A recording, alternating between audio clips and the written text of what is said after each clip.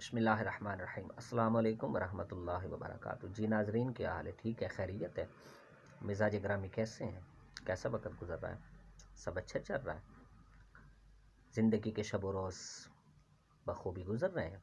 मामूलात दुनिया बखूबी सर अंजाम दे रहे हैं? चलें, आप जहाँ जहाँ से मुझे सुन रहे हैं और देख रहे हैं, अल्लाह पाक आपको अपने हिफ्ज़ व अमान में रखे, आपको खुशियों भरी ज़िंदगी से नवाजे। नाज़रीन कराम, बंदे को ना हर वक्त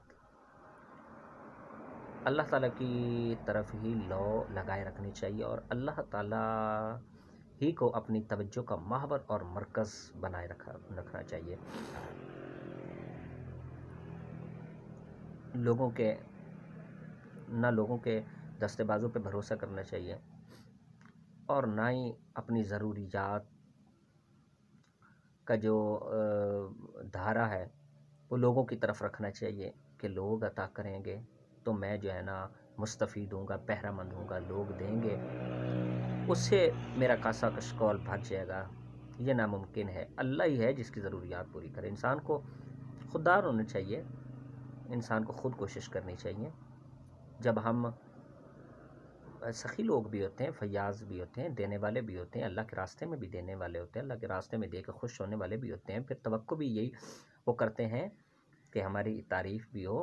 ज़ाहिर है कि अच्छी बात की तारीफ़ होनी चाहिए। बंदे को जो किसी पे मेहरबानी नवाजिश इनायत करता है तो उसको अच्छे अल्फाज में याद करना चाहिए और उनकी हौसला अफजाई करनी चाहिए। लेकिन हर वक्त उनके दर पे यूँ पड़े रहना तो फिर उनको भी मसाइल का शिकार कर देता है। उनको वो भी मजबूर हो जाते हैं। कब तक कोई किसी को खिला सकता है, कब तक कोई किसी को पिला सकता है?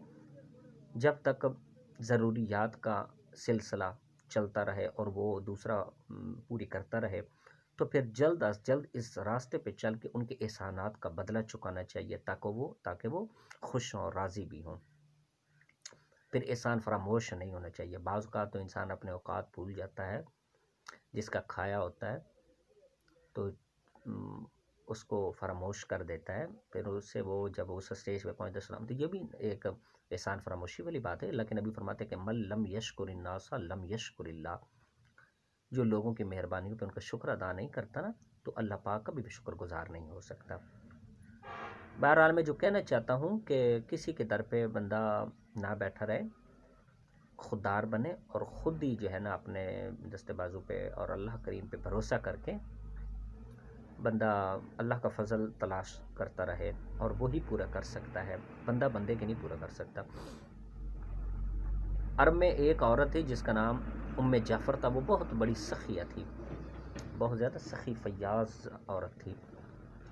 वो चंद दिन से एक नए रास्ते से गुज़रने लगी थी तो उसने क्या देखा कि नए रास्ता जो उसने इख्तियार किया है, उस रास्ते के ऊपर दो अंधे फ़कीर बैठे हुआ करते थे। तो वो उनकी सदा सुनती थी। कुछ यूँ हुआ करती थी कि एक कहता था अंधा कि या अल्लाह कि मुझे अपने फ़ज़ल से तो मुझे हलाल लुक़मा रोज़ी, अपने फ़ज़ल से मुझे रोज़ी अता कर, जिससे मैं अपना पेट पाल सकूँ, अपने बच्चों का पेट पाल सकूँ। दूसरा जो फ़कीर होता था ना अंधा, उसकी सदा ये हुआ करती थी कि या अल्लाह मुझे उम्मे जाफ़र का बचा हुआ अता कर, उम्मे जाफ़र का मुझे बचा हुआ अता कर, जिससे मैं अपने बच्चों का पेट पाल सकूँ, गुज़र बसर कर सकूँ। तो वो बड़ी हैरान हुई, वो जो सखी औरत थी उम्मे जाफ़र, वो बड़ी हैरान हुई। उसने क्या किया, उसने जो है ना जो कहता था कि या अल्लाह मुझे अता कर, उसको 2 दिरहम देना शुरू कर दिए। जो अल्लाह का फ़ज़ल तलाश करता था और दुआ करता था, उसको 2 दिरहम देना शुरू कर दिए। और जो कहता था कि या अल्लाह मुझे उम्मे जाफ़र का बचा हुआ रिज़्क़ अता कर, उसको उसने एक भुनी हुई मुर्गी देना शुरू कर दी। चंद दिन ऐसे ही गुज़रते रहे। अब क्या हुआ, दोनों फ़कीरों ने, दोनों जो अंधे थे, फ़कीर थे, उन्होंने आपस में तबादला यूँ करना शुरू कर दिया कि वो जो मुर्गी मिलती थी ना एक अंधे को, उसने 2 दिरहम में दूसरे को जो कहता था कि या अल्लाह मैं तेरे फ़ज़ल का मतलाशी हूँ, तेरा फ़ज़ल लेना चाहता हूँ, मुझे अपने फ़ज़ल से रोज़ी अता कर, वो अपनी भुनी हुई मुर्गी उसको 2 दिनार में सेल करना शुरू कर दी, बेचना शुरू कर दिया। उन्होंने कारोबार शुरू कर लिया आपस में।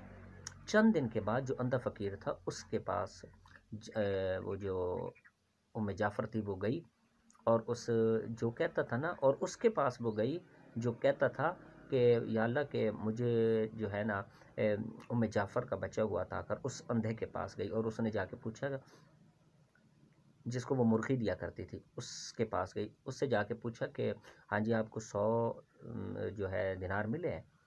उसने कहा कि नहीं, मुझे तो नहीं मिले, मुझे नहीं मिले। उसने कहा कि मैं आपको जो भुनी हुई मुर्गी दिया करती थी उसमें मैं 10 दिनार डाल के दिया करती थी। मैं जो आपको भुनी हुई मुर्गी दिया करती थी उसमें मैं, और वो ये वही बंदा था कि जो उम्मे जाफ़र का बच्चा वो हासिल करना चाहता था, उसके रिज़्क से अपना पेट और अपने बच्चों का पेट गुज़र बसर करना चाहता था, ये वही था अंधा फ़कीर। तो कहा कि मैं जो आपको भुनी हुई मुर्गी देती थी ना उसमें 10 दिनार हुआ करते थे। तो उसने अपना सर पकड़ लिया, चीखना चिल्लाना शुरू कर दिया, रोना शुरू कर दिया। उसने कहा कि मैं वो जो आप मुर्गी देते थे भुनी हुई मुर्गी, मैं तो उसको वो दूसरे फ़कीर को 2 दिनार में बेच दिया करता था। तो जब उसने ये सुना कि भुनी हुई मुर्गी मुर्गी में मैं 10 दिनार दिया करती थी, तो वो बहुत बड़ा परेशान हुआ, चीखने चिल्लाने लग गया। उसने कहा कि जो है ना, बस यही बात है कि जो आपको भुनी मुर्गी दिया करती थी उसमें 10 दिनार हुआ करते थे, और आप उम्मे जाफ़र का फ़ज़ल और उसका बचा हुआ रिज़्क तलाश करना चाहते थे, तो आपको वो आपकी अक्ल माऊफ़ हो गई, आपकी सोचने समझने की सलाहियत ख़त्म हो गई। तो फिर आप उसको यूँ इस तरह अंदाज़ में बेच दिया करते थे, तो आप कासिर व महरूम रहे। हालाँकि उसमें 10 दिनार आपकी ज़िंदगी बदल सकते थे। आपको आपको खुशियों भरी ज़िंदगी और इज़्ज़त वाली रोटी रोज़ी मिल सकती थी, लेकिन आपने तो कहा कि ये मेरा नहीं, अल्लाह का फ़ैसला है। ये अल्लाह का ही करना ऐसा हुआ कि जो बंदा अल्लाह का फ़ज़ल तलाश करता है अपने दस्तेबाज़ों पे भरोसा करके, और अल्लाह करीम के दरवाज़े पे दस्तक दे के रिज़्क उसके फ़ज़ल का तलाश करता है ना, मांगता है, उसको फिर अल्लाह अता भी किसी शान से करते हैं, और इस शान से करते हैं कि वो उसके जो शायान शान होता है। और आप एक आजिज़ जो है बंदा, आप उसका जो है ना तलाश करना चाहते थे, उसका बच्चा हुआ, तो वो आप खासिर व मक़हूर ठहरे, और कासिर व मक़हूर ठहरे आप, और कासिर व महरूम ठहरे आप, इस वजह से कि आप मेरा बच्चा हुआ हासिल करना चाहते थे। आप अगर अल्लाह का फ़ज़ल तलाश करते, जो अल्लाह का फ़ज़ल तलाश करता रहा, फिर अल्लाह ने उसको उसके कहने के शायान शान ही अता किया। तो ये बात थी नाज़रीन कराम। बाकी बंदे को जो है ना, बंदे अगर बंदे के बस में रिज़्क होता ना, तो तकरीबन आधी आबादी लोग, आधी दुनिया भूखे मरते हैं। इसलिए कि वो उन्हीं की तरह के जो बंदा आजिज़ इनकसार बेबस से लाचार मजबूर है, वो उनके टुकड़ों पे पलने वाला है। तो वो आधी दुनिया जो है वो भूखी मर जानी थी। उन्होंने अपना सोचा, अपने हिसाब से उनको अता करना था, देना था, तो उन्होंने भूखे मरना था। ये अल्लाह करीम है जो बंदे के रिज़्क पूरे कर रहा है, जो बंदे को अता करता है। तो ये बात, और अल्लाह करीम ही पूरी कर सकता है, कोई आम बंदा किसी का रिज़्क पूरा कर ही नहीं सकता। अल्लाह पाक ही पूरे कर सकते हैं किसी का रिज़्क, किसी की ज़रूरियात को पूरा कर सकते हैं। बंदा आजिज़ है, मजबूर है, बेबस है, जो कोई दे तो उसको शुक्रिया अदा करें, और जल्द अज जल्द आप इस लायक हो जाए, इस काबिल हो जाए कि उसके ने जो एहसानात किए हैं उसको आला स्टेज पे पहुंच के भुला ना दीजिए, कम ज़र्फ़ ना बन जाइएगा। इस तरह उसके एहसानात का बदला चुकाइएगा, शुक्रिया की सूरत में, मोहब्बतों की सूरत में, हमदर्दियों की सूरत में, खैर खाही की सूरत में।